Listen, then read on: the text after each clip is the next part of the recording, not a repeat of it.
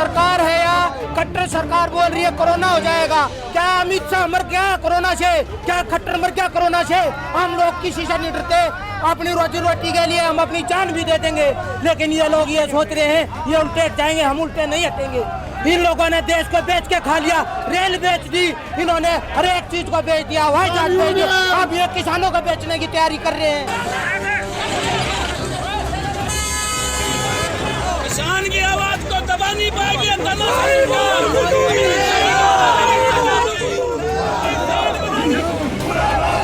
किसानों की जिद और सरकार की बेरहम सख्ती ने आज पूरे हरियाणा में हाहाकार मचा दिया। प्रदेश का ऐसा कोई कोना नहीं बचा था जहां से विरोध की चिंगारी नहीं उठी।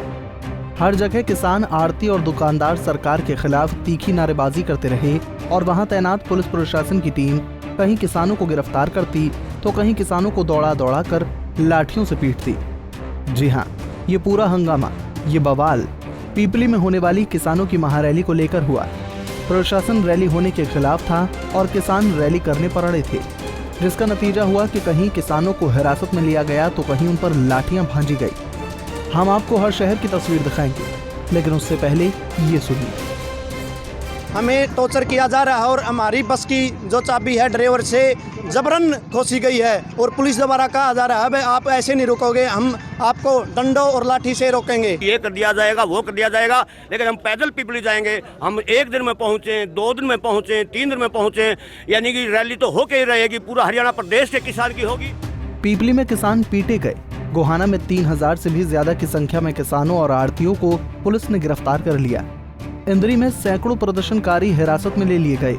नारनौंद में पुलिस ने किसानों की बस की चाबी तक निकाल ली और फतेहाबाद में भी किसानों को जबरन गिरफ्तार कर लिया गया।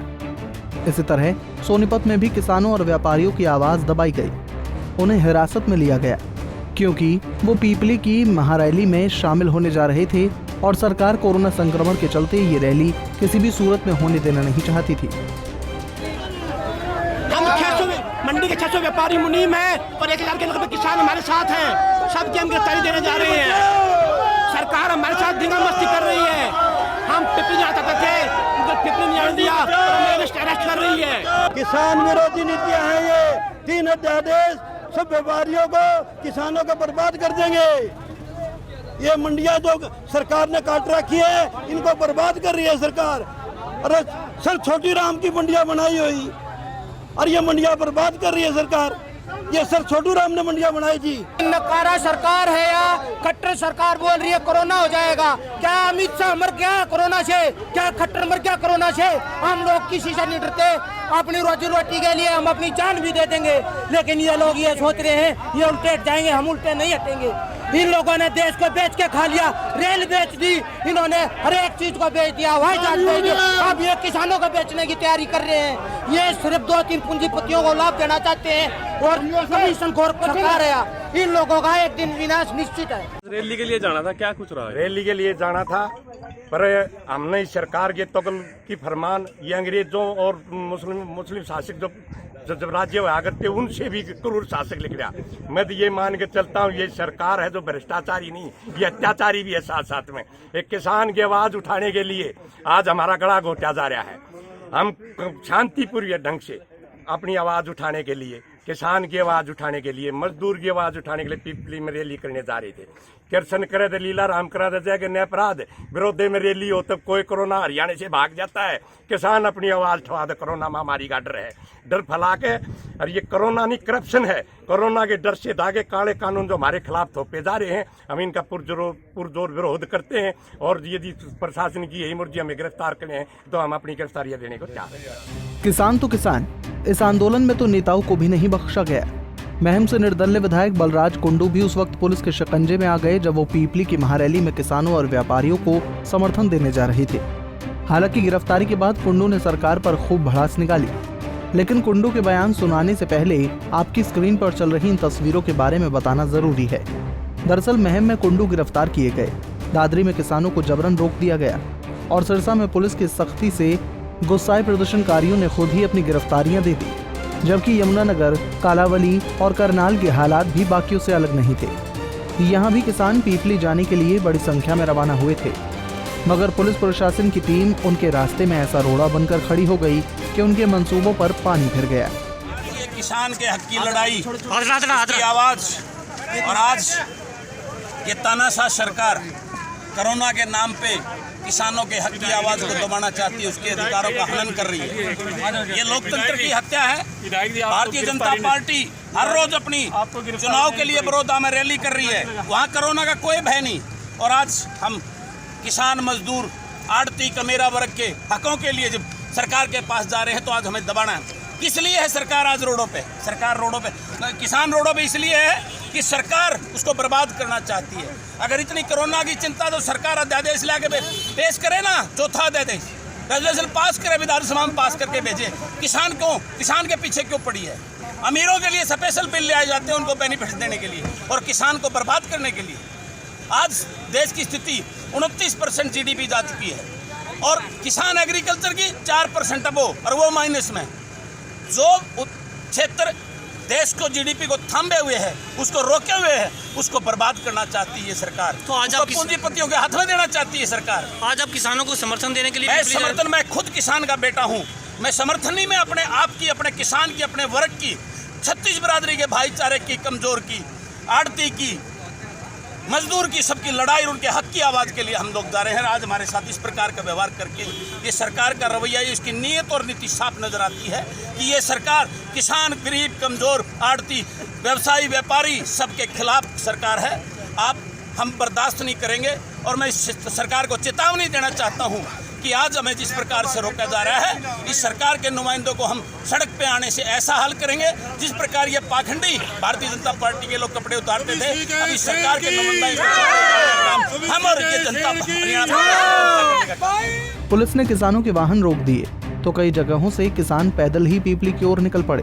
किसानों का कहना है कि वो पीपली जरूर जाएंगे और ये रैली भी जरूर होगी, फिर चाहे ये रैली आज हो या फिर 4 दिन बाद।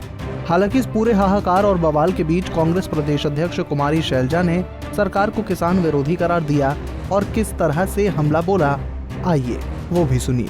कृषि क्षेत्र हमारे देश की अर्थव्यवस्था का आधार है, और इसी बात को पहचानते हुए कांग्रेस पार्टी ने, इंदिरा जी ने देश के किसान को MSP की देन दी, MSP की गारंटी दी। लेकिन आज इस बात पर भारतीय जनता पार्टी ने बहुत बड़ा प्रहार किया है।